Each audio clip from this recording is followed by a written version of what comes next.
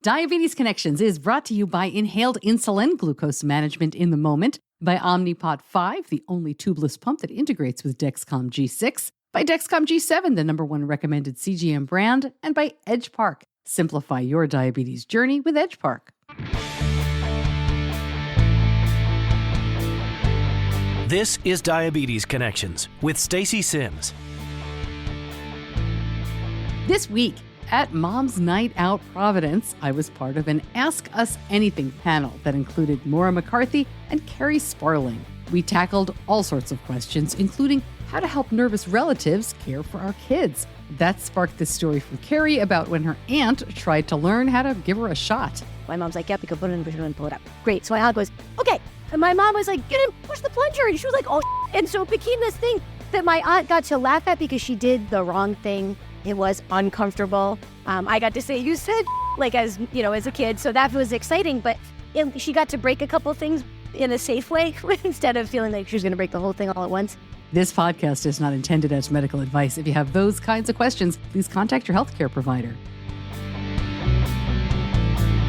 Welcome to another week of the show. I am always so glad to have you here. You know we aim to educate and inspire about diabetes with a focus on people who use insulin. As you can tell from the clip, we had a lot of fun on this panel. We had a lot of fun at Moms Night Out, period. If you are wondering what this event is all about, I think this episode is going to give you a lot of insight. This panel is in turn serious and humorous. I hope it's helpful, and it is all peer-to-peer. We are not doctors. On the panel is Moira McCarthy. Her daughter Lauren was marking 26 years with T1D during this event. Her diversary was during it. Many of you know Moira. She's been on the show many times, especially in our Ask the D-Mom episodes. She is also a ski, adventure, and travel writer, and most recently a golf writer for the Boston Herald, a JDRF International Volunteer of the Year, and author of 6 books, including Raising Teens with Diabetes. Her blog, Despite Diabetes, helped me a lot over the years. She's left it up as a resource, and I will link to it in the show notes. Many of you also know Kerri Sparling. She is a writer, a poet, and a speaker who has dedicated her life to the power of the patient narrative. She is best known for the blog and the book SixUntilMe, and is also the author of Balancing Diabetes and Rage Bolus and other poems. Kerri has lived with type 1 for 37 years.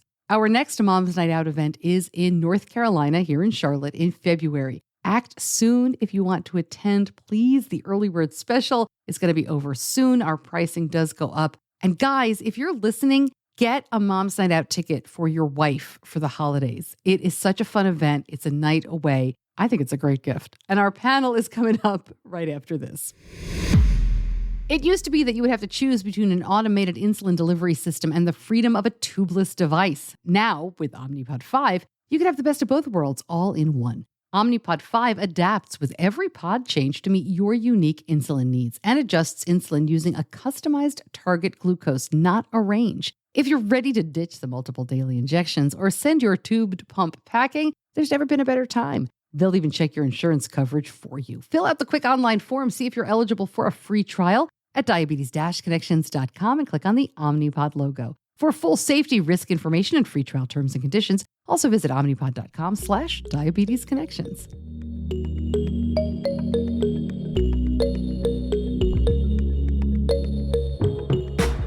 Hey, quick note here. When we recorded the panel, we did not also record the questions from the audience. So you're going to hear me pop in and set those up so it all makes sense.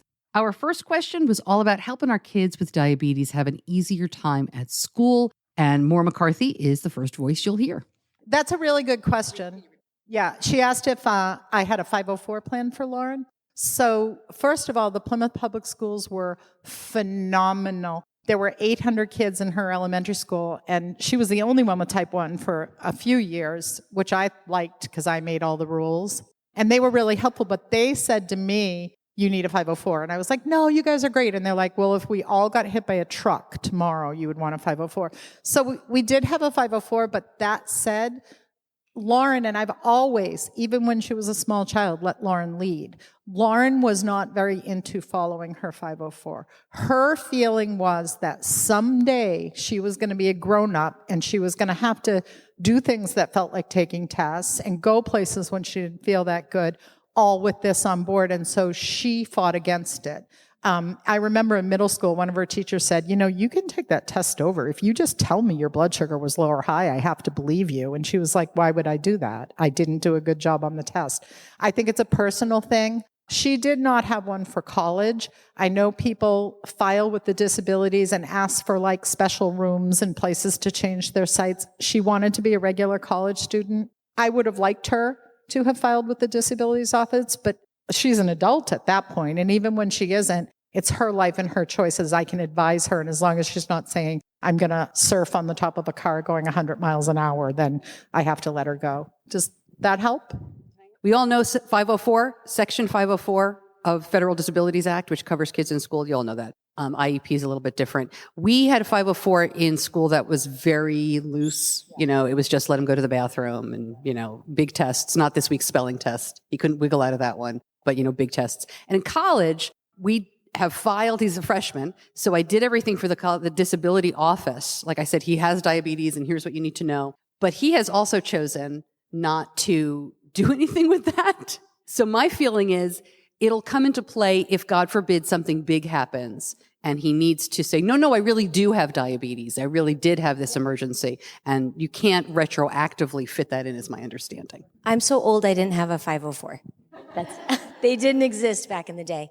One of the tips I'll give you is we had trouble with substitute teachers because like the teachers all knew and it was no big deal. So what we did when she was little is every teacher has to put their lesson book out. So if you get sick in the middle of the night, your lesson book is still out. So every night when she went home, the teacher, there was just a little one-pager with a little picture that said, this kid has diabetes, whatever she says she can do is true.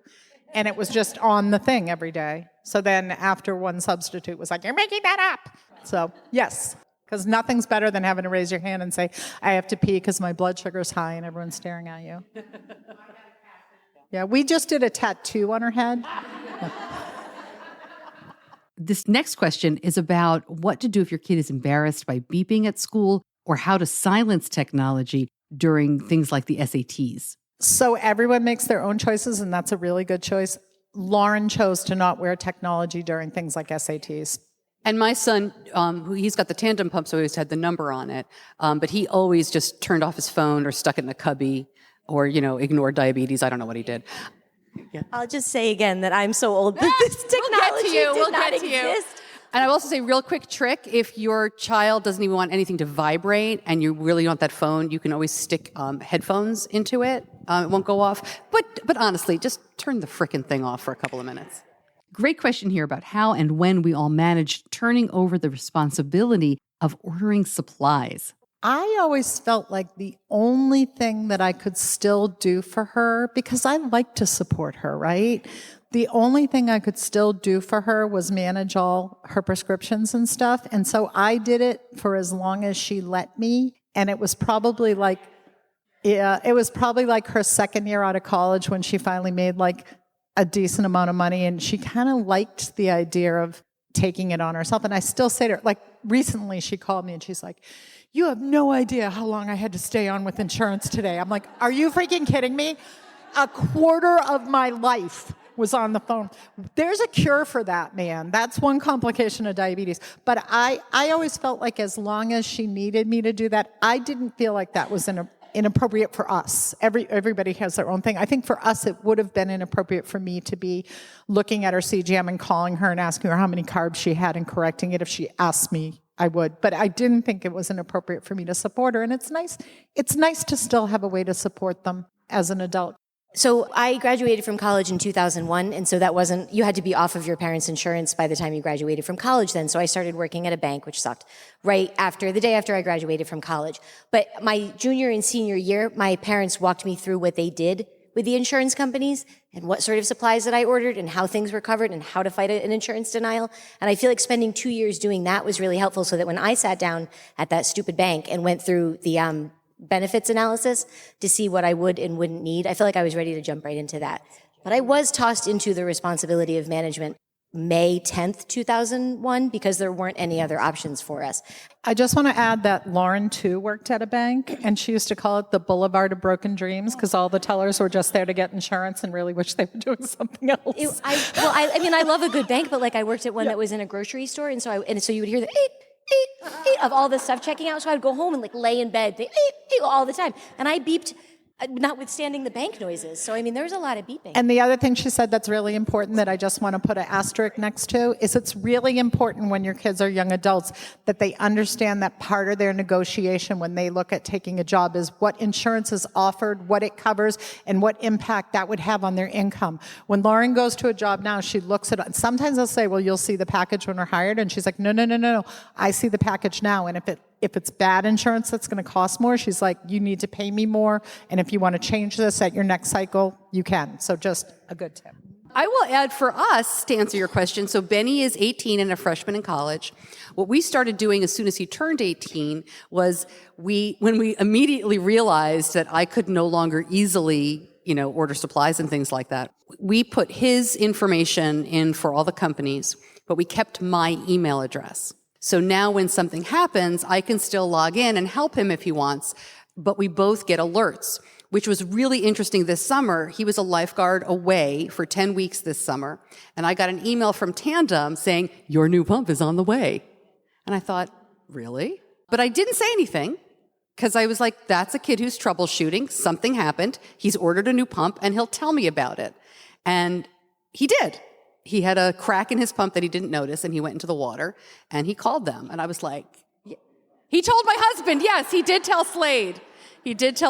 So yeah, thanks a lot, Benny. But I showed great restraint. I think I get little mom gold stars. But it's a really good first step for us because I'm still ordering his supplies, but he is now a more active part of the process. Also, when you're still paying for it, it's good to know. One of the moms had a situation she wanted us to address. Her child, who is in elementary school, getting very angry, especially when blood sugar is high, having tantrums and ripping out infusion sets. So there's a lot of things. Lauren was my second child. I have 2 daughters. And there's a lot of things that I did better as a parent because I had to pay more attention to it with diabetes. Does that make sense to you guys? Like driving, I paid so much. I thought of things that I definitely should have taught my daughter without diabetes. So one of them is controlling rage because, in fact, teenagers and adolescents without diabetes can do things too. And so I really wanted her to be able to control that because eventually you're going to go to work and your boss really doesn't care why you're high, right? So you got to suck it up, buttercup, right? So we told her that anytime, whether she was high or not, but particularly when she's high, if she started raging at us, if she stopped herself in the middle of it and went up to her room or went in another room or went to check and correct and take some time, she wouldn't be punished, right? Because that's what we should do as humans, right? I'm Irish. I have an Irish temper. I know to not say it until I've thought it through for a while. So I wanted her to learn that. So one day my husband and I were sitting at the dining room table and our stairs to the upstairs bedrooms is right there. And we had taken away her phone as punishment for something. I don't know what. And she got mad at us about that and she was screaming at us. And then she stopped and she said, okay, I know I'm angry, but I also might be high. I'm going to go up to my room and I'm going to separate myself and I'm going to check. And we were like, we are the best parents who have ever existed. So she goes over to the stairs and can I say it all the way through? Absolutely. She goes all the way up the stairs. Like she didn't want to miss any minute till she did the right thing. And she goes, you, all the way around the corner till she got to her room. I love that story. Best parents.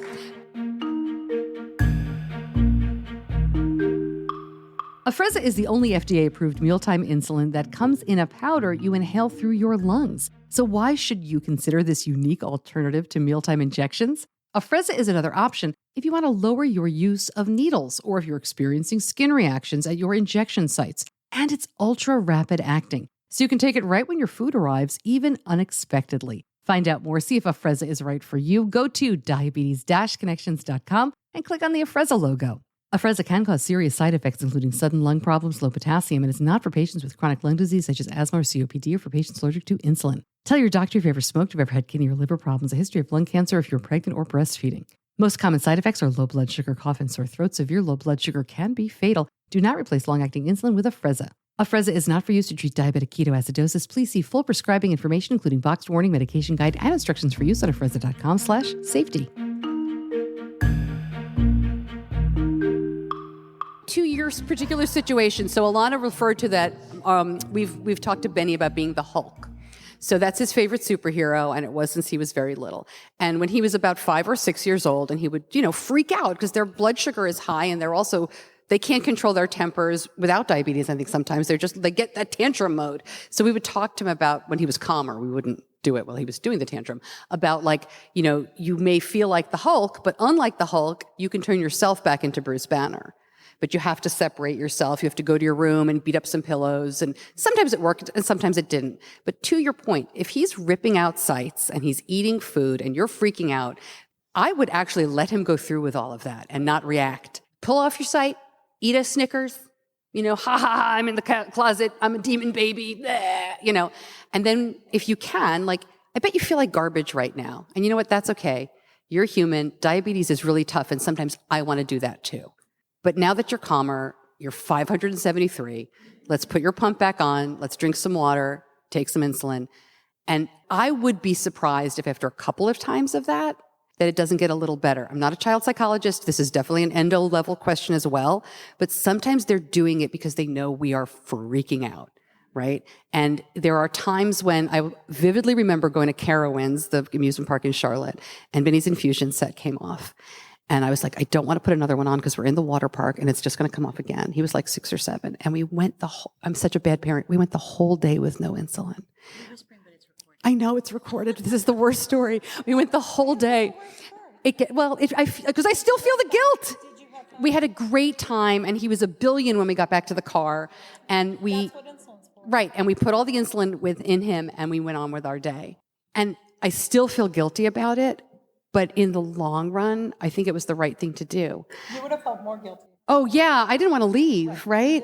Oh, and I think it's a similar situation, but I'm going to get long here, but I just know that I've been there, and that is so hard to let them get high. But it's like little kids who know that you're pre-bolusing, and then they're like, screw you, I'm not eating that healthy meal. Give me the ice cream. They're smart. They know. And that's why we bolused after for many, many years, which I still get hate mail about. So I feel for you, but I would let him do it a couple of times. And he may be so surprised. And he's like, well, this sucks. This isn't working. I got to go do something else bad. I have something to add to that, but it's contrarian. And so and I'm sorry, but I'm the grown-up kid with diabetes. You guys are the parents. So my perspective on that is twofold.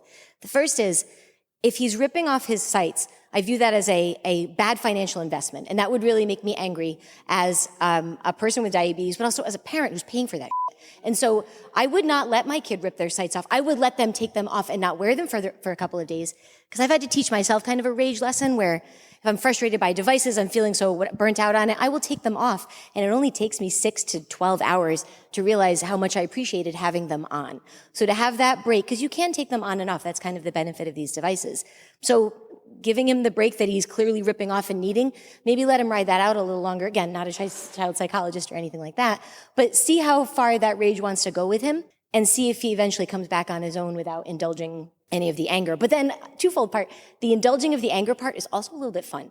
So my kids don't have diabetes, but we all went through COVID as a team. And it was really, really hard in our household in particular, just because of the way that things were mapping out, that my kids were angry and so was their mother. And so when we were all in very tight lockdowns and you couldn't go and see people and couldn't really go outside, we would get in the car and we would roll down the windows and I would drive and everybody would scream out the windows. And it was very, very weird because we had neighbors that didn't know us yet. And so they just saw this black Honda going by with kids going, ah, like out the, that's a lot. But they felt so good that they could let it out and that I saw their anger and gave them a literal vehicle to let it out. And they also got to see that the frustration was building in me and I had to let it out too. And so it was super weird. My husband didn't come on these drives with us. He was, he was probably about all of this, but like, it felt good to also indulge that anger in that way because I have been the kid who is angry. I've been the adult that's angry at diabetes. And sometimes you just want to throw the thing, rip it off, scream, and then have somebody look at you and go, this is hard, let it out. Like, let it rip. Because to encourage kids to keep it bottled or to find management strategies are great. But when you're trying to implement them, when you are hot with rage, I don't see the halfway there. Kind of, yeah. And then they've gone upstairs and then they manage the guilt of having given you the finger because they know that you're doing their best. But damn it, they are too. And so there is a halfway that only you know for your child. But maybe scream out the window. Yeah, this is why it's so important to listen to adults with type 1 as well. I think we're a good complement. I think we're great guys. But I mean, seriously, this is why it's just so important to make sure that people with diabetes are always included and always listened to. And to that same end, not everyone up here is speaking on behalf of everyone who lives. Like, you guys don't represent all moms. I don't represent all adult women with type 1. Like, there's no Lorax up here, you know what I mean? But taking your own vulnerabilities and perspectives into account and then baking them into other people's anecdotal experience is pretty powerful. Tough question here about a young adult who sometimes when he begins to start going low, he won't treat and he actually closes the door to his room and won't let his mother in to let her help. So I think Kerri's the best person to answer, but as a parent, this is where it comes back to the beauty of learning to raise a child with diabetes before technology was knowing that things sort of come around. And I would guess, but as I said, I don't have diabetes. I don't know what it feels like to be low. I have no right to comment on that, but I would guess that most times eventually the feeling would win over and you would get the gummy bears. I have anxiety as well, and it's not managed great on lots of different days. So I have a lot of empathy for whatever your son and you are experiencing. Whether I'm high or low and action needs to be taken, there's always this emotional load that comes with my blood sugars, even when I'm trying to be so above the fray and saying, it's just data. It's just, like, that all sounds good until you look at it and go, I suck as a person because I'm 200 or 250 or 40. I would hope maybe if you had stuff in your son's room that he can treat in private so that he doesn't have to advertise his low, doesn't have to, I don't know, genuflex in front of you while he's drinking his juice box. That's just, it's a heavy thing, right? So if he can do that in private, even if he ends up high afterwards, kind of doesn't matter as long as he has and maybe tell him that, I would hope, you go deal with this in private. No one's watching you. No one's judging you. I want you to feel better, but you have to continue to exist. So if he's not willing to make those moves in private, I'm a huge proponent of mental health and therapists and seeing people that can help you manage these emotions, or at least give you the tool set to manage those emotions. Because if at the end of the day, he's feeling like it is really tough in those moments, and maybe he doesn't want to treat them because he doesn't care what happens, that seems to be a categorically different sort of circumstance. So that sounds so unfun. I am so sorry. How old is your son? Poor kid. 15. Is there other stuff he wants? Like a motive. There's Jill Weisberg-Benchel is a child psychologist who is just tremendously talented. And I remember her talking about getting kids motivated through things that they actually wanted. Like, don't tell them you'll be able to live until you're 90 and everything will be great. And it's like, you want to stop wetting the bed at night. That's your motivating factor. Go towards what the motivating factor is. So if your kid wants to keep their cell phone, wants to drive the car eventually, you've got to know that they're going to treat a low and to bake that into the disciplinary sort of structures that my mom did. It didn't work out poorly, but again, circumstances are different for every family. And backing up something Kerri said, my daughter started seeing a therapist in 2001. Her dad worked at the World Trade Center, and it really had I'm sure she was going to have anxiety and panic anyway, because I think if it's in you, it's in you, but that's what manifested it. And she still sees a therapist now, and she really, really, really recommends that all kids, particularly with kids with diabetes, start with a therapist at a young age, because then you're super comfortable and normalized by it. Like, when she rules the world, her platform's going to be mental health, and her plank is going to be covered like annual physicals, mental health. So it might be something you guys want to consider. I think it's really... In that same vein, I have a brother and a sister. Make sure that they have access to people to talk to as well, because there's so much focus put on our needs, our numbers, our blood sugars. And my brother and sister are like, well, what the hell? I'm still here. And so making sure that they have access to people that they can independently, third party, without fear, talk to about how it affects them as well. So she's saying that through the ADA website, there's a link to get some mental health resources. Wonderful. But one thing I'll add to that Lauren would say, is that the most important thing about a therapist for you or your child is that you connect with them. So if you connect and you can't find one on that list near you and they connect, they'll learn. Question, more of a comment here about endocrinologists kind of tweaking ratios and, in this mom's words, kind of playing with the pump technology more than she likes. I said I had gone on an insulin pump because I was having a hard time achieving an A1C that was in the baby making range without the use of an insulin pump. But yeah, endocrinologists like doing the little tweaks of the ratios sometimes, God love them. I feel like they're doing it just so they can feel like they said they did something, when what we really need are our prescriptions, their listening ear, and their breadth of experience, maybe not just like the 0.1, 0.0, whatever adjustments that they're making. And that's 37 years of grumpy bias, though, so take that into consideration. Without my mom? The question was, what age did you start going to the endo without your parent? My mom doesn't like to drive. So the day that I got my license, she said, because we drove from Southern Rhode Island, and she hated making that left towards Jocelyn to get to the Pilgrim Garage. It gave her real anxiety attacks.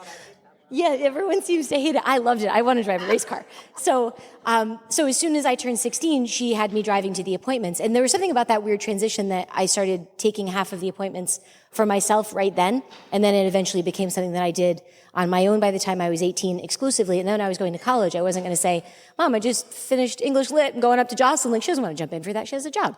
So I started taking over when I was about 15 or 16. And for us, it was when Benny was about 13, our endocrinologist said, hey, Mom, I need some time with your kid. Get out. And so they started talking about more serious topics. And I told my son, if you want to share with me what went in there, that's cool. If you don't, that's also really cool. Like, that's your time with Dr. Vanderwell, like whatever. And then when he got his license, I couldn't go with him once, and he went by himself, and I was very sad. And then he made his own appointment, and before he went to college, he took himself, and I was also very sad. But that was it, and he's fine. And you can certainly answer. I just want to, real quick, we are a very upfront and frank family. Like, my friends wanted me to do the sex talk for all their kids, because I think when you go to sleepaway camp, like, that's the time. So my kids got everything when they were 7 years old. Because I was like, if you're going to hear this from somebody, it's going to be me, because I went to camp and I know how kids talk, and I want you to get the right information. So everything is upfront. So we talked about, and one of the coolest panels I ever went to was Omnipod used to do sex, drugs, and rock and roll. And they would be really frank, and no kids were in the room. You had to be 18 or over. So I asked all these questions that I thought Benny would want to know. And I was like, hey, and I gave him all this information when he was probably too young to really process it. But I was really excited that our endocrinologist talked to him about alcohol, because I know what I've read about diabetes and alcohol, but I don't really know the science and everything behind it. And this doctor obviously has kids and young adults who go through that kind of stuff. So I'm really grateful for it. It breaks my heart, because I love our endo. And Benny was 2 when we met him. And so I've done that for so long. It was such a part of our routine and our life that I hate it, but it's so good for him. And so that's just one of the things you were talking about. Like, I have to let it go. And I did call the endo, because I'm like, hi, I miss you. And he called me back, and he was like, how's he doing? And, it was really fun. I needed that. So Lauren is an oversharer. I know way too much about her life. Her older sister has 3 children and would tell me that she has not had sex yet, because that's just her personality, But I still think, with everything that she told me, it's good for them to have a place, and the endocrinologist's office, or the CDE, or whatever they call the nurse educator now, alone is a good place. And their fellow friends and their older friends, type 1, like Anna was to Lauren, is someone I would always say, you talk to them about it and you don't need to tell me. But I'll tell you a funny story about too much information that Lauren said. Lauren was speaking at an event like this in DC, and it was a going to college event, and the parents were talking about the children have a responsibility to reach out to them when they text them about their blood sugars. And Lauren was like, well, I don't think they do, but that's just my opinion. So the mother said, well, what if he's 65 and there's a down arrow, and I text him, and then he doesn't answer me, and then I call him, he doesn't pick up the phone. And Lauren goes, so listen to me. He met a girl at a frat party and they're having sex. You don't need to know. I just thought that was funny. Not my son. Any other questions? No, I'm just kidding. Oh my gosh. Well, it wasn't Ask Me Anything type of panel. Well, this next question is about managing a difficult nurse with an elementary school kid. That kid, though, is pretty independent. It's he and his medical team's decision how his diabetes is handled at school, on the road, or anywhere else. And I have no right talking about how to handle a bad nurse, because we had really great nurses, but I don't understand the goal of an educator, and a nurse is an educator in a school setting, should be to create a happy child who's interested in the learning environment. And whatever it is, in whatever way he needs to handle that is how they should handle it. So I'm from North Carolina, where we don't have a lot of school nurses. So we had a part-time school nurse when my son was in elementary school. It's tough because there are some schools that insist on the child going to the nurse. There are some schools that insist, and there are some state laws still about not allowing for individualized self-carry care. We don't have that in North Carolina because if the kid doesn't carry, where's the nurse? So I don't know your particular situation, but I would say if your son is able, it sounds like he's super independent, why not say, hey, school nurse, you're now my supply closet, or you're now my emergency contact, or something, whatever works for your family. And if are you in this state? Are you in Rhode Island or Massachusetts? Connecticut. I don't know the laws in Connecticut, but you can look it up on the ADA website, right? Safe at School. I can give you that before, and you probably already know this. But every state is slightly different. And I would just nicely, right? We love you. You've been such a wonderful helper, but he's super independent now. And we think this is a wonderful time for him to really lean into his self-care. So our new rule, which our endo has signed off on, if your endo's great, have him sign off. If not, I always say, my doctor says, even if my doctor has not said, I don't care. That opens magical doors. My doctor says he's ready.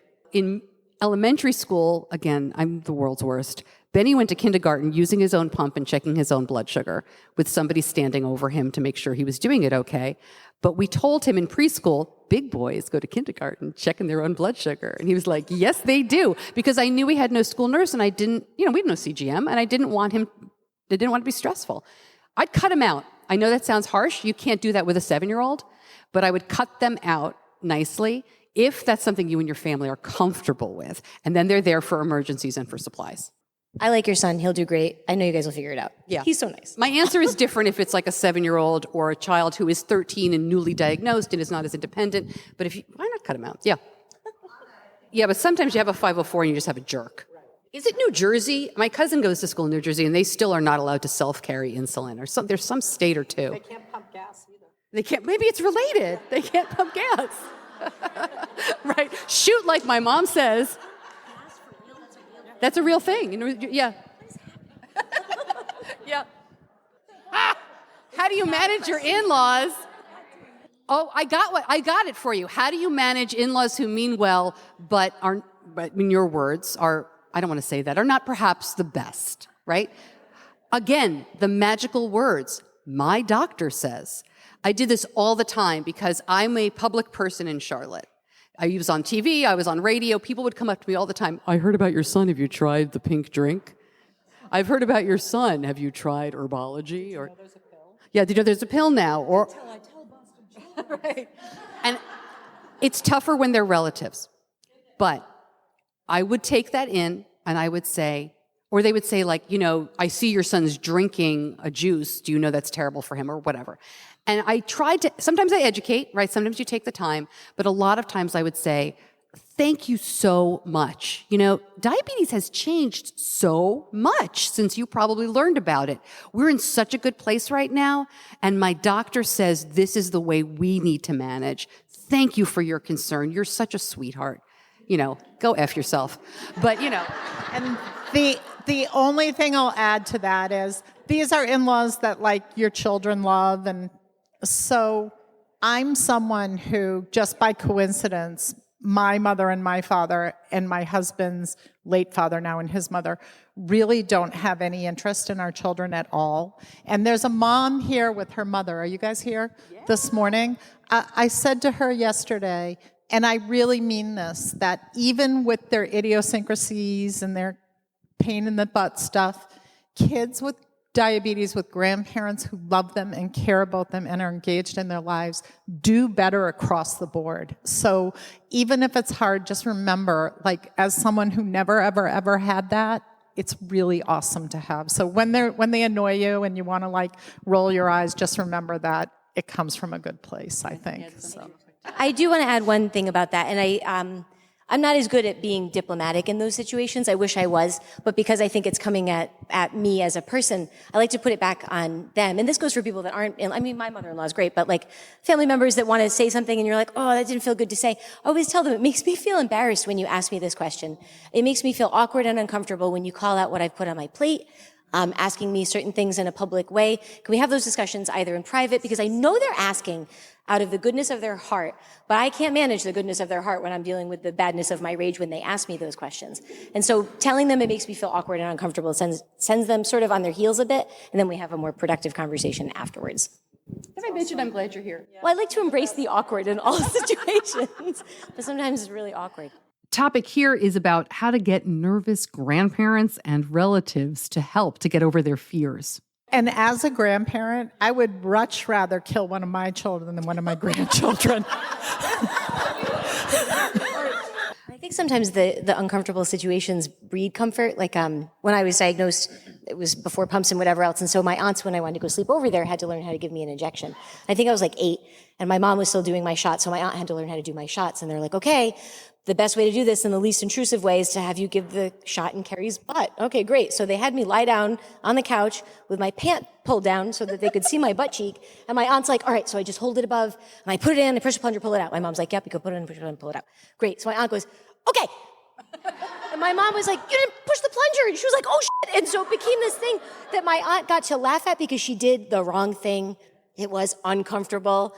I got to say, you said like as a kid, so that was exciting. But she got to break a couple things in a safe way instead of feeling like she was going to break the whole thing all at once. I think that helped. A practical follow-up to that, and I don't know if it still exists because I'm a little out of tune on what's going on at camp since the pandemic, but the Clara Barton camp and the Jocelyn camp, which are the same. A side note, when I spoke, I should have said, send your kids to camp, send your kids to camp, send your kids to camp. Do it for yourself, even if you don't do it for them. It's the best thing you can ever do. Most of the great young adults Lauren knows, she got to know from camp. It is really good for you to get a break, and if you have other children, send your kid to camp. But anyway, Clara Barton Camp, once a year, had a caretaker's weekend. And your child would go with the person who wanted to be able to have them sleep over or wanted to be able to, and spend the weekend with them there without you there. It's phenomenal. So look that up if you have someone who needs that. It's here. The all-new Dexcom G7 continuous glucose monitoring system is now available. Powerful and simple, Dexcom G7 is proven to lower A1C and help you spend time in range, all without finger sticks, scanning, or calibrations. There are so many amazing new features to talk about here, I'm not sure where to begin. Dexcom G7 is 60% smaller than the previous generation and is the most accurate CGM system out there. The 30-minute warm-up period is fantastic and is up to 2 times faster than any other CGM brand. And I love the all-in-one sensor and transmitter. To learn more, go to diabetes-connections.com and click on the Dexcom logo. There's an organization called Connected in Motion. They're based in Canada, and they do something called a slipstream, and it's for grown-ups. And every grown-up who goes, even if they've already gone to camp, says, this is just like diabetes camp for adults. So it's got the same supportive vibe. They have a lot of speakers that go. I've spoken to several of them, and it's like a lot of, here's tips on drinking and drugs. That's weird, but like it's things on that. Here's adventure sporting. Here's talking about parenting and pregnancy. Here's emotional well-being with diabetes. Like all the stuff that we're grappling with as adult human beings, they're touching upon that in a camp-like setting, sometimes at an actual summer camp with adults. And it's really empowering because you're with your people. So it's Connected in Motion. They're called slipstreams. They're lovely. Yeah, there are a few individual regional programs too, so keep in touch, and if you have adult children, we'll connect you. So I was on the board at camp for years, and I used to go to opening day, and I can tell you with all certainty that I saw many, many, many children dragged in crying, saying, you're ruining my life, who would then had to be dragged out crying because they didn't want to leave. It's just ask them to just do it once and see it through. You're going to want to keep in touch with them. It's way better that you don't. Trust them. You need the separation. They need the separation in order to experience what they experience there. And it's good for you, and you shouldn't feel guilty about it because you don't have diabetes. Well, you do, but No, you don't get to take time off. But I would say that if you could just get them to just try it 1 year, it's very rare that someone doesn't want to go back again. Yeah, you wouldn't be the first. I went to camp crying, not screaming, but crying. My parents were like, "You cried when we dropped you off, and you cried when you picked you up." But and this might again be the contrarian thing, but I feel like things like diabetes camp are really awesome and important for people who want it, families that want it. Just like insulin pumps are really important and pivotal for people who want them. Like, just because everybody says it's great does not necessarily mean it is the path for your child. And you're talking to people who are very comfortable being in an advocacy sense. Not every kid has to be an advocate. Not every family has to advocate. You don't have to do anything other than live well with diabetes. All this other stuff is peripheral. But I don't like all the pressure kind of to make sure that everyone's doing and hitting the same milestones. It's just, camp is a great one if your kid wants to go. I just want to give them the door to get out of it. I would also say, as someone whose child loved diabetes camp at age 7 and was done by age 13 or 14. Done. But he did go to a different summer camp, and that's a whole other conversation. I sent my child away for a month at age 9 to non-diabetes camp. It was like, haha, good luck. No, I'm just kidding. But it really was a very different experience. But the best thing I think you can do if your child is reluctant, and this happened in our last Moms Night Out, I have to toot our horn, in Dallas, we had a couple of women who were like, my kid doesn't want to go to diabetes camp. And then there were other women in the room who said, my kid did go and had a great time. Do you want to meet up? And they met up the next weekend. This was just last weekend. And the kid's like, I want to go to camp. They need a kid. They don't need you. They don't need you to say diabetes camp is great. You're their mom. You're a moron. Like, what do you know? They need... Right. But all kidding aside, there's a whole group here from Camp Surefire. If you guys can get together and take the kids bowling, go to a park, go for lunch at Panera and let them eat mac and cheese in a bread bowl, right? Or do something crazy like that. I think meeting kids who go to camp and realizing they're not a bunch of weirdos who are sitting around reading books about diabetes. Not that there's anything wrong with that, because we wrote some and you should buy them after. But I think meeting the kids makes a bigger difference. And yes, you can live very well with diabetes without going to camp, but most adults will tell you that it was a huge difference maker. And I think one of the reasons why my son did so well at the other camp, he doesn't even remember. Benny's had a community since he was 2.5. We have a day camp in our area that takes kids as little as 3 years old for 3 days.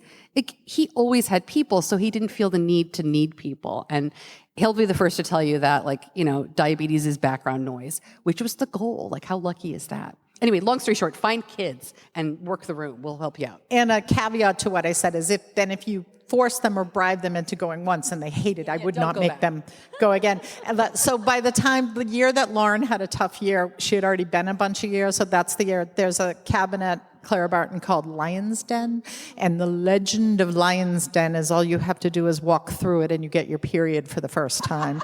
So it was the year she was in Lion's Den, but she kind of knew, she was like, yeah, it wasn't the best year, but it was Lion's Den. So I go to Peaceful Pen is the next one. It's much better there. Question here from my husband, Slade, who is helping me out with all of these events. So as the only guy in the room, he asked about how to make sure your husband, your partner, is helping you and how to let them help even if you don't like their style. My husband and I have extremely different styles of everything in our lives, which we've been married for 40 years. So, I should say if we're still married in a few months, we've been married for 40 years. But there is a vacation planned, so hopefully we will be. But I am a control freak. He is more kicked back. He has a very different style, and I had to accept that it is none of my business how he took care of her when I wasn't there. I've been married to... He's wrong, but I accepted it. I'll try to tell this story quickly. So Slade and I have always had to, that's my husband if you guys don't know, we've always had to trade off on childcare because I worked very early mornings. I would leave my house at 3:30, 4 o'clock in the morning for my radio job. And at the time he owned a restaurant, so he was gone in the evenings. So not only was it none of my business how he did, I wasn't there. I had no control. And I was on the air, so I couldn't be how are you? What are you feeding them? I couldn't do any of that. So we have very different styles as well. He wants the kids to be much more independent at earlier ages. I baby them because I want to, and that's just the fact. And I think they benefited from both of those things. I wrote a column many years ago about how parenting diabetes with your spouse is like loading the dishwasher, right? We all do it differently. The other person is obviously wrong, but amazingly, the dishes get clean. So the mistake I made, though, is I wrote that column for Disney. They used to have a Disney website with an agreement with Lily. And then I wanted to put it in my book. But when you write for Disney, they own your butt forever. So I had to if you read the book, it's all about folding towels, how you fold towels differently. But I think the dishwasher is a better metaphor. He is much better at loading the dishwasher and at folding towels. Slade is a much better homemaker than I am.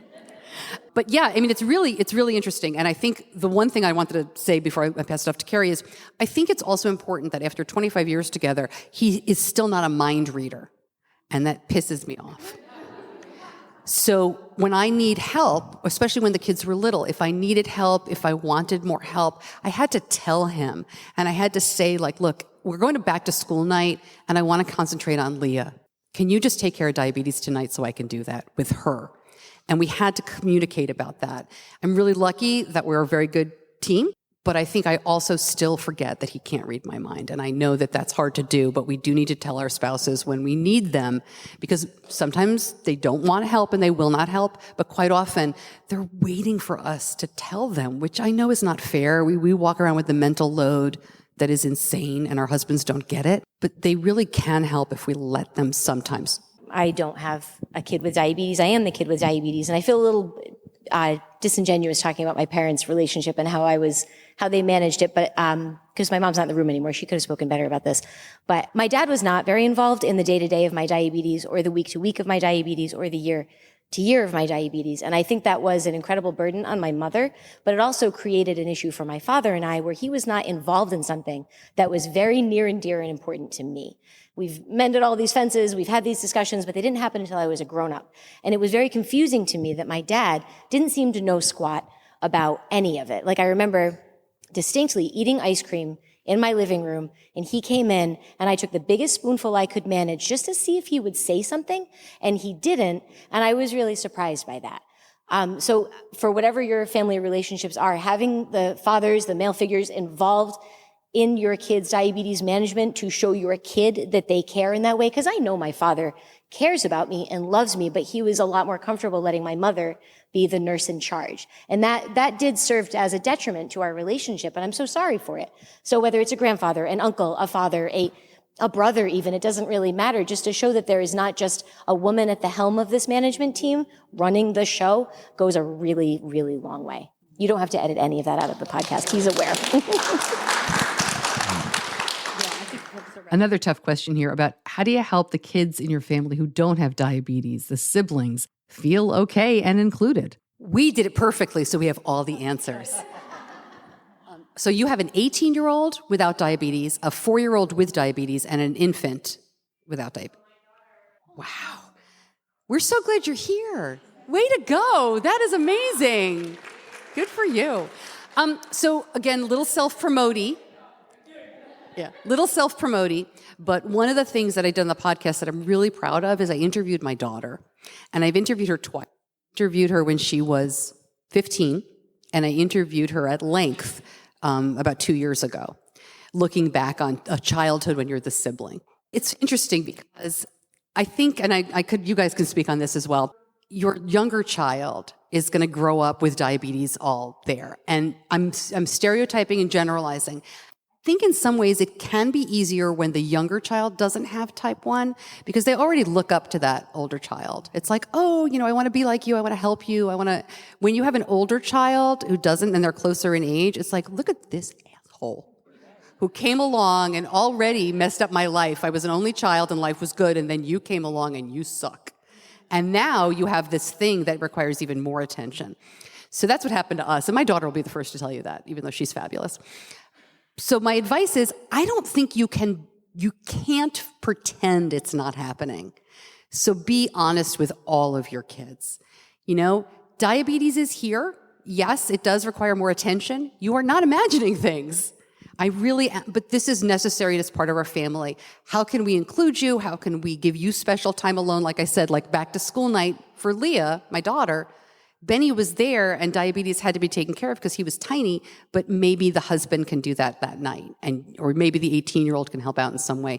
I think you're smart to have your radar up, but for me, being honest about it, my mother used to say, like, I would be mad at her, or, you're the worst. And she'd be like, well, of course, what else are you going to talk about in therapy? Like, I'm giving you good stuff here, and she did. But I think it's the same. We cannot parent perfectly. So as honestly as you can, and that will change. Obviously, your conversations with a toddler are going to be very different than an 8-year-old or a 12-year-old or a 20-year-old. So I would say do your best, communicate with your kids, and just know that diabetes does take more time and attention. I mean, you talked about your siblings already. Have you had conversations with them about it? Healthy and non-healthy ones. So yeah, but we didn't talk about it until we were all grown-ups. And it was like stale and weird and dried up, and we had to kind of add water and stir, and it got uncomfortable. But I think about it in terms of my own kids. So I'm their parent. I have diabetes, but it's very intrusive in the way that I parent sometimes. And I didn't realize the concerns that my kid had. Like, I would lay in bed. I still put my son to bed. He's 7 o'clock. He's 7 years old. He goes to bed around 7 o'clock. But he's so cute and weird and little, but he's got this autonomy and awareness that freaks me out, because he'll hear my pump vibrate while I'm laying next to him. And if he hears a beep, beep, beep versus a beep, beep, beep, he's like, Mom, do you need to get a juice box? And I'm like, oh no, it's only 80. I don't need to get a juice box now. He's like, okay. I worry. And I was like, oh man, so you, as my 7-year-old son, are aware of how this could be concerning and scary for you. My 13-and-a-half-year-old has Google at her fingertips, so she's able to look things up and see some of the scary search returns.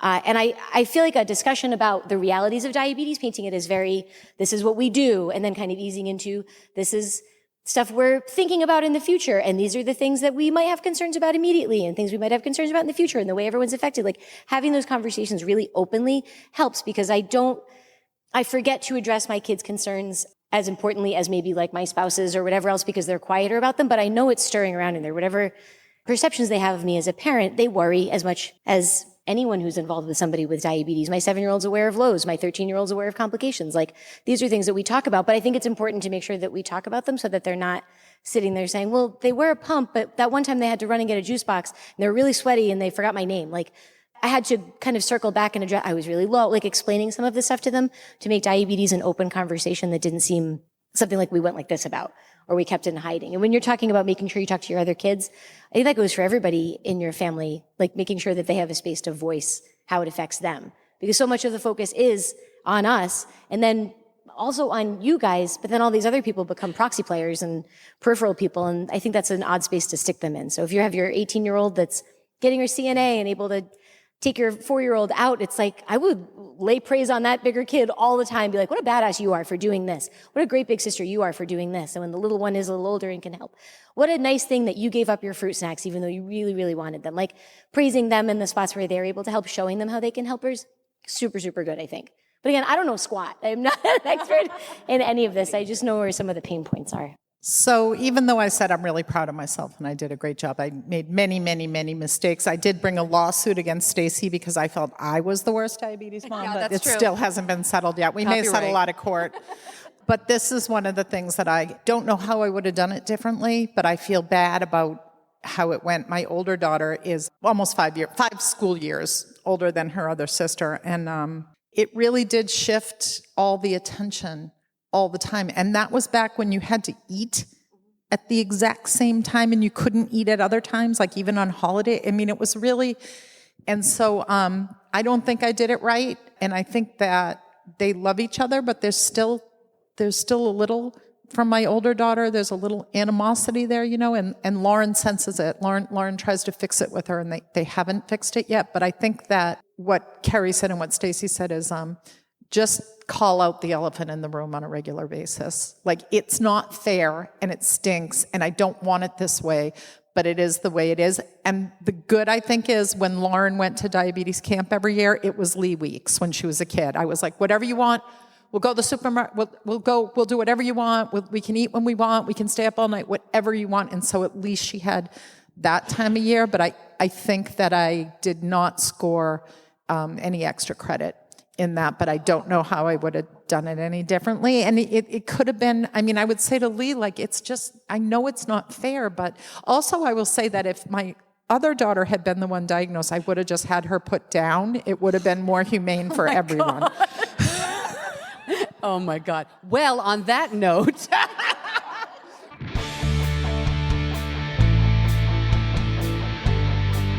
You're listening to Diabetes Connections with Stacey Sims. More about Kerri and about Moira in the show notes. I will link up their information so you can. I really recommend their books. I think they're fantastic. Obviously, that's why I keep going back to them for advice. And that's why I included them in these Moms Night Out events. Again, our next Moms Night Out is in Charlotte in February. The response to these events have just been fantastic. And I know not everybody who listens to the show is a parent of a child with diabetes, but I really appreciate your sharing this and helping me get the word out. You can find out our next locations. Just go to diabetes-connections.com. Click on the Moms Night Out tab that used to be the events tab. We're making some website changes too, so thanks for bearing with me on that. Thank you to my editor, John Buchanan from Audio Editing Solutions. Thank you so much for listening. I'm Stacey Sims. I'll see you back here soon. Until then, be kind to yourself.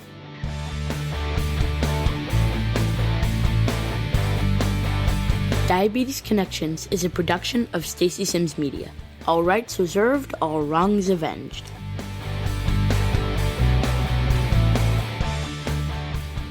As you're managing life with diabetes, EdgePark is here to support you on your health journey. Discover convenience and peace of mind with EdgePark, your trusted supplier in diabetes management supplies. EdgePark has a wide variety of pump and CGM solutions from top brands to fit your unique needs. Plus, EdgePark works with most insurance companies and handles the paperwork to navigate insurance complexities for you and make the ordering process as seamless as possible. You work hard to manage diabetes. Let EdgePark take care of the rest. Go to diabetes-connections.com and click on the EdgePark logo.